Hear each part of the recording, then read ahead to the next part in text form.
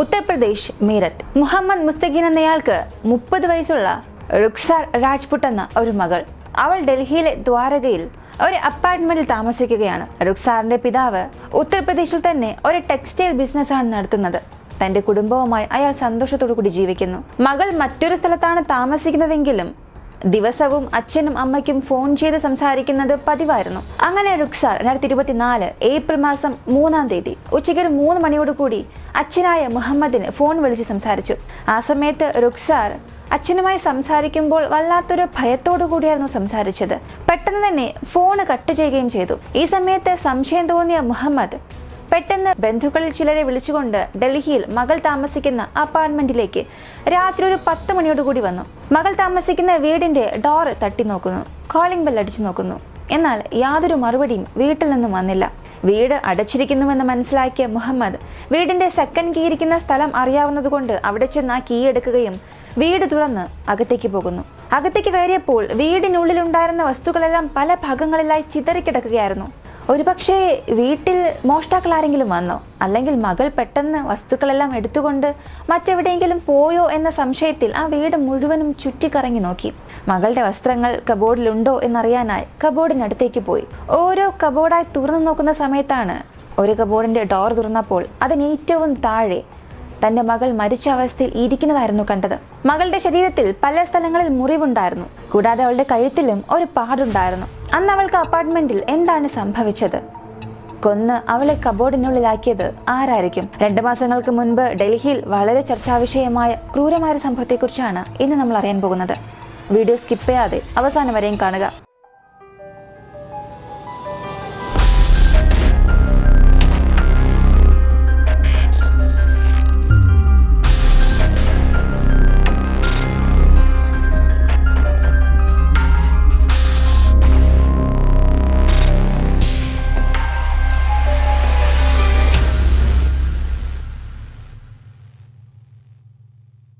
നമ്മുടെ ചാനൽ ആദ്യമായി കാണുന്നവരാണ് നിങ്ങളെങ്കിൽ ഇപ്പൊ തന്നെ സബ്സ്ക്രൈബ് ചെയ്ത് സപ്പോർട്ട് ചെയ്യുക. കൂടാതെ വീഡിയോയിലേക്ക് പോകുന്ന മുൻപായി ഈ വീഡിയോയ്ക്ക് ഒരു ലൈക്ക് തരിക.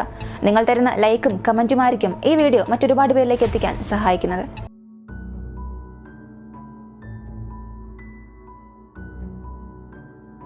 ഇങ്ങനെ ഒരു അവസ്ഥയിൽ മകളെ കണ്ടപ്പോൾ പെട്ടെന്ന് ആ അച്ഛൻ തൊട്ടടുത്തുള്ള പോലീസ് സ്റ്റേഷനിലേക്ക് വിവരം അറിയിച്ചു. അല്പസമയത്തിൽ ലോക്കൽ പോലീസ് ഓഫീസേഴ്സും സംഭവ സ്ഥലത്തേക്ക് വന്നു. ഫോറൻസിക് ഡിപ്പാർട്ട്മെന്റ് അധികാരികളെയും വിളിച്ചു വരുത്തി. ആ വീട് മുഴുവനും പരിശോധിക്കാൻ തുടങ്ങി. തുടർന്ന് ആ വീട്ടിലെ ഫിംഗർ പ്രിന്റ്സ്, ഫുട് പ്രിന്റ്സ് എല്ലാം ശേഖരിക്കുന്നു. അവളുടെ ശരീരം പോസ്റ്റ്മോർട്ടം ചെയ്യാനും അയച്ചു. ഇതെല്ലാം ഒരു ഭാഗത്ത് നടക്കുമ്പോൾ മറുവശത്ത് മുഹമ്മദ് എന്ന മുസ്കറിന്റെ അച്ഛനോട് അന്വേഷണം ആരംഭിച്ചു. മകൾ എന്തുകൊണ്ടാണ് ഇവിടെ താമസിക്കുന്നത്? ആരുമായാണ് താമസിക്കുന്നത്? നിങ്ങളുടെ ജീവിതത്തിൽ എന്തെല്ലാം സംഭവിച്ചു എന്നുള്ള എല്ലാ കാര്യങ്ങളും പറയാൻ ആവശ്യപ്പെട്ടു. ആ സമയം ചില കാര്യങ്ങൾ ആ അച്ഛൻ പറഞ്ഞു.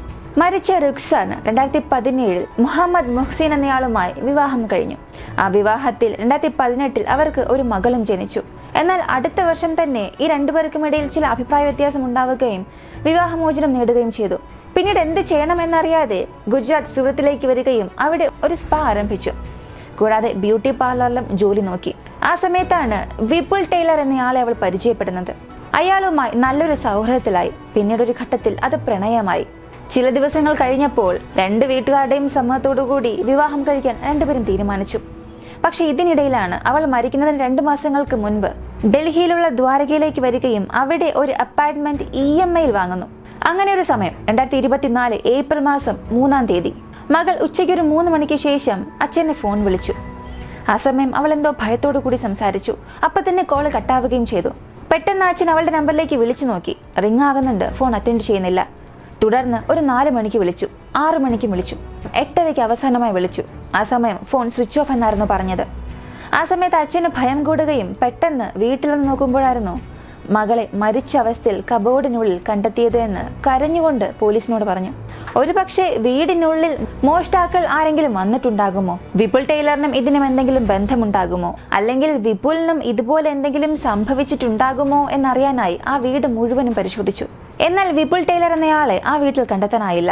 ഈ സമയം അപ്പാർട്ട്മെന്റിലെ CCTV ഫുട്ടേജസ് പരിശോധിക്കാൻ തുടങ്ങി. സംഭവം നടന്ന അന്നേ ദിവസം രാത്രി 9 മണിയോടുകൂടി വിപുൽ അയാളുടെ കാർ എടുത്തുകൊണ്ട് പുറത്തേക്ക് പോകുന്ന കാഴ്ചകൾ പതിഞ്ഞിരുന്നു. ഇപ്പൊ പോലീസിന്റെ അന്വേഷണം അയാളിലേക്ക് നീങ്ങാൻ തുടങ്ങി. അയാളുടെ സ്വന്തം നാട് ഏതാണ്? അയാൾ എന്താണ് ചെയ്യുന്നത്? ബാക്ക്ഗ്രൗണ്ട് പരിശോധിക്കുമ്പോൾ ഗുജറാത്തിലെ സൂറത്ത് എന്ന സ്ഥലത്താണ് അയാൾ ജനിച്ചത്. അവിടെയുള്ള പോലീസ് സ്റ്റേഷനിൽ അവന്റെ പേരിൽ പല കേസുകൾ ഫയലായിട്ടുണ്ട്. പ്രധാനമായും മയക്കുമരുന്ന് കേസുകളായിരുന്നു. ആ കേസിൽ അവൻ തിഹാർ ജയിലിലായിരുന്നുവെന്നും ആ സമയത്ത് ജയിൽ പുള്ളികൾക്കിടയിലുണ്ടായ ഒരു പ്രശ്നത്തിൽ ഒരു വ്യക്തിയെ ഇവനും കൂട്ടരും ചേർന്ന് കൊന്നുവെന്നും ഒരു കേസുണ്ടായിരുന്നു. ആ കേസിൽ അവന് ബന്ധമുണ്ടായിരുന്നത് കൊണ്ട് ആ കേസിൽ അവന് ജീവപര്യന്തം ശിക്ഷ വിധിച്ചു.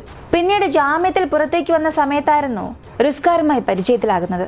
എന്നാൽ ഈ സത്യങ്ങളൊന്നും റുസ്കാറിന്റെ അച്ഛനും അമ്മയ്ക്കും ആ സെക്കൻഡ് വരെയും അറിയില്ലായിരുന്നു. ഇത് കേട്ട് അവർ ഒന്നടങ്കം ഞെട്ടി.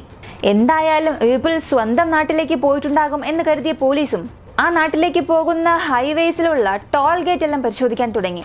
ആ സിറ്റി മുഴുവനുമുള്ള ടോൾ ഗേറ്റിലെ CCTV എല്ലാം പരിശോധിച്ച് വരുമ്പോഴാണ് അവന്റെ കാർ പാസ്സായി പോകുന്നത് ഒരു വീഡിയോയിൽ പതിഞ്ഞിരുന്നു.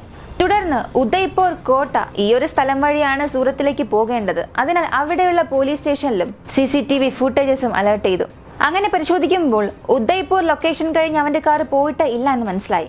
അങ്ങനെയാണെങ്കിൽ അതിനിടയിൽ അവൻ എന്തോ സംഭവിച്ചിട്ടുണ്ട്. ഒരുപക്ഷെ എന്തെങ്കിലും അപകടം സംഭവിച്ചിട്ടുണ്ടാകുമോ എന്ന സംശയത്തിൽ ഉദയ്പൂർ ഹൈവേ പാട്രോൾ പോലീസുകാരോട് ഇങ്ങനെ എന്തെങ്കിലും സംഭവം നടന്നിട്ടുണ്ടോ, ഇങ്ങനെയുള്ള കാർ എവിടെയെങ്കിലും കണ്ടോ എന്ന് ചോദിക്കുമ്പോഴാണ് അല്പസമയത്തിന് മുൻപ് ഒരു പോസ്റ്റിൽ ഇങ്ങനെ ഒരു കാർ വന്ന് ഇടിച്ചിരുന്നു. അയാളെ ആംബുലൻസിൽ ആശുപത്രിയിലേക്ക് കൊണ്ടുപോയിട്ടുണ്ടെന്ന വിവരം ആ പോലീസുകാർ നൽകി. ഉടനെ ആംബുലൻസിന്റെ ഡ്രൈവർ ആരാണെന്ന് തിരയുകയും അയാൾക്ക് ഫോൺ വിളിച്ച് ചോദിക്കുന്നു.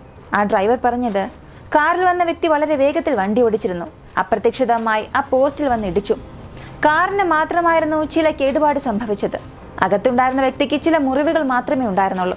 ആംബുലൻസിന് കോൾ വന്നപ്പോൾ തന്നെ സംഭവം നടന്ന സ്ഥലത്തേക്ക് ഞാൻ എത്തിയിരുന്നു.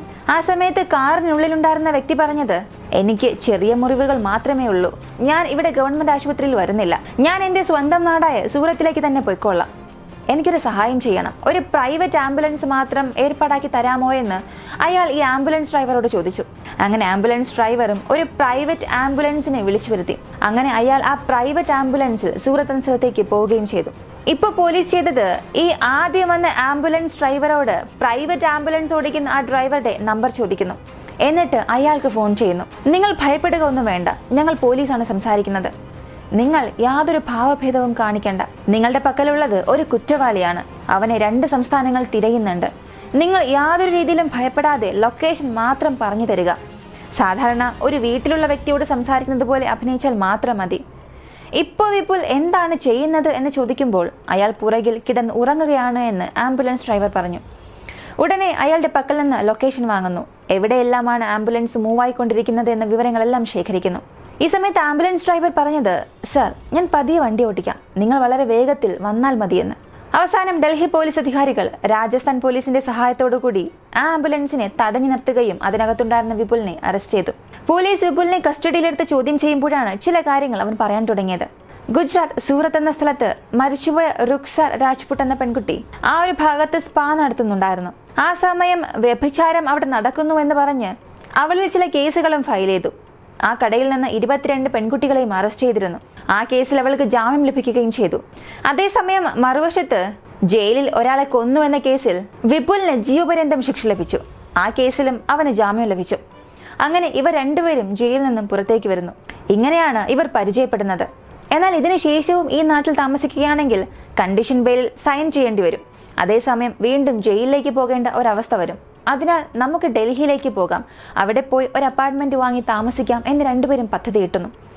റുക്സാർ അപ്പാർട്ട്മെന്റ് വാങ്ങാൻ 7 ലക്ഷം രൂപ പണം നൽകി. വിപുൽ 1 ലക്ഷം രൂപ പണം നൽകി. ബാക്കിയുള്ള 35 ലക്ഷം രൂപയോളം അവർ ലോൺ എടുത്തു. തുടർന്ന് അപ്പാർട്ട്മെന്റിൽ അവർ താമസിക്കാനും തുടങ്ങി. ഒരു ഘട്ടത്തിൽ തന്നെ വിവാഹം കഴിക്കാനായി വിപുലിനോട് അവൾ ആവശ്യപ്പെട്ടു. ഇതിനുശേഷമാണ് ഈ രണ്ടുപേർക്കുമിടയിൽ പല വാക്ക് തർക്കങ്ങൾ ഉണ്ടാകാൻ തുടങ്ങിയത്. ദിവസവും ഇത് പല പ്രശ്നങ്ങളിൽ അവസാനിക്കാൻ തുടങ്ങി. കാരണം ആ അപ്പാർട്ട്മെന്റ് അവന്റെ പേരിലായിരുന്നു ഉണ്ടായിരുന്നത്. ഒരു പക്ഷെ നാളെ തന്നെ വിവാഹം കഴിച്ചില്ലെങ്കിൽ താൻ കൊടുത്ത 7 ലക്ഷം രൂപ നഷ്ടമാകുമെന്ന് മനസ്സിലാക്കിയ അവൾ തന്നെ വിവാഹം കഴിക്കാനായി അവളോട് ആവശ്യപ്പെട്ടു, സമ്മർദ്ദം ചെലുത്തി. അങ്ങനെ സംഭവം നടന്ന അന്നത്തെ ദിവസം ഏപ്രിൽ മാസം 3-ാം തീയതി ഇതുപോലെ ചില പ്രശ്നങ്ങൾ ഉണ്ടായി. ആ പ്രശ്നത്തിൽ വിപുലിന് അടക്കാനാകാത്ത ദേഷ്യം വരികയും അവളെ കഴുത്ത് ഞെരിച്ച് കൊല്ലുകയും ചെയ്തു. മരിക്കുന്നതിന് മുൻപ് അവൾ അവനിൽ നിന്നും എങ്ങനെയെങ്കിലും രക്ഷപ്പെടാനായി ഒരുപാട് ശ്രമിച്ചു, പ്രതിരോധിക്കാൻ ശ്രമിച്ചു. അതിൽ അവൾക്ക് ശരീരത്തിൽ പല മുറിവുകളും ഉണ്ടായി. മരിച്ച റുക്സാറിന്റെ ശരീരം അപ്പാർട്ട്മെന്റിൽ നിന്നും പുറത്തേക്ക് കൊണ്ടുപോകാൻ കഴിയില്ല എന്ന് മനസ്സിലാക്കിയ വിപുൽ ആ വീട്ടിലെ ഒരു അലമാരയ്ക്കുള്ളിൽ അവളുടെ ശരീരം വയ്ക്കുകയും കാറെടുത്ത് രക്ഷപ്പെടുകയും ചെയ്തു. എന്നാൽ ഇതിനിടയിൽ ഒരുപാട് സമയം റുക്സാറിന്റെ മൊബൈൽ ഫോൺ റിങ് ചെയ്യുന്നുണ്ടായിരുന്നു. അവസാനം ആ വീട് വിട്ട് വിപുൽ പോകുന്നതിന് മുൻപ് അവളുടെ ഫോൺ സ്വിച്ച് ഓഫും ചെയ്തു. അങ്ങനെ അവൻ രക്ഷപ്പെടുകയും ചെയ്തു. നടന്ന സത്യമെല്ലാം വിപുൽ പറഞ്ഞതിനു ശേഷം അവനെ ക്രൈം സീനിലേക്ക് വിളിച്ചുകൊണ്ടുപോയി. എങ്ങനെയെല്ലാമാണ് അവളെ കൊന്നത്, എങ്ങനെയെല്ലാം അവളെ ടോർച്ചർ ചെയ്തു, ഇതെല്ലാം റീക്രിയേറ്റ് ചെയ്യാൻ ആവശ്യപ്പെട്ടു. ഇപ്പോൾ ഇവന്റെ മേൽ ഈ കൊലപാതക കുറ്റം ചുമത്തി ഈ കേസും ഇപ്പോൾ നടന്നുകൊണ്ടിരിക്കുകയാണ്. ഇവന് എന്ത് ശിക്ഷ ലഭിക്കുമെന്നുള്ളത് കാത്തിരുന്ന് തന്നെ കാണാം. എന്നോട് ചോദിച്ചാൽ തീർച്ചയായും ഇവന് വധശിക്ഷ നൽകണം എന്ന് മാത്രമേ ആവശ്യപ്പെടുകയുള്ളൂ. കാരണം ഇതിവൻ ആദ്യമായി ചെയ്യുന്ന ഒരു തെറ്റൊന്നുമല്ല.